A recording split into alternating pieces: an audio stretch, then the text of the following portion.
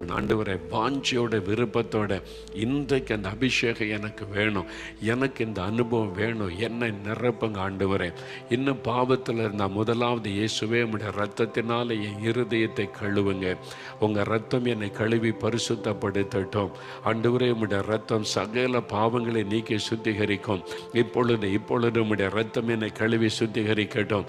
ஒப்பு கொடுத்து ஜெபிங்க. தன் பாவத்தை மறைக்கிறவன் வாழ்வடைய மாட்டான், அறிக்கை செய்து விட்டு விடுகிறவன் இறக்கம் வருவான். ஜெபிங்க. வாலிப மகளே, ஜோமண்ணு, ஆண்டவரே என்னை நிரப்போன்னு கேளுங்க. தாகத்தோட கேளுங்க, வாஞ்சையோட கேளுங்க. தாகமாயிருக்கிறவன் என்னிடத்தில் வந்து பானம் பண்ண கடவன் என்று பரிசுத்த ஆவியானவரை குறித்து இயேசு சொன்னார். தாகமுள்ளவன் மேலே என் ஆவியை ஊற்றுவேன் என்று சொல்லி இருக்கிறார். ஆண்டவரே, மாம்சமான யாவர் மேலும் கடைசி நாட்களில் என் ஆவியை ஊற்றுவேன் என்று சொன்னீரேன். இப்பொழுது இந்த மகள் மேல, மகன் மேல ஊற்றுங்க.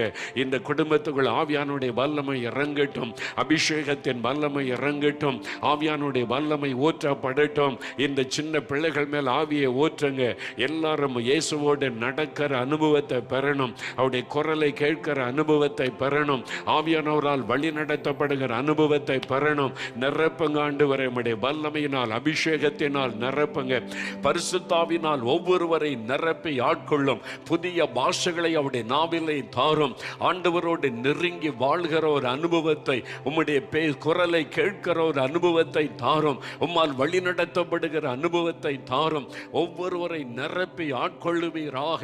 ஆவியானவரால் வழி நடத்தப்படுகிற அனுபவம் ஒவ்வொருவருக்கும் உண்டாவதாக.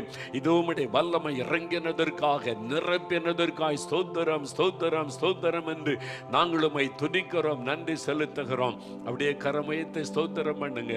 ஆண்டவரே, என்னை நிரப்பினதற்காய் ஸ்தோத்திரம், என்னை ஆட்கொண்டதற்காய் ஸ்தோத்திரம், ஸ்தோத்திரம், ஸ்தோத்திரம். இயேசு கிறிஸ்துவின் நாமத்தில் ஜெபிக்கிறோம் பிதா.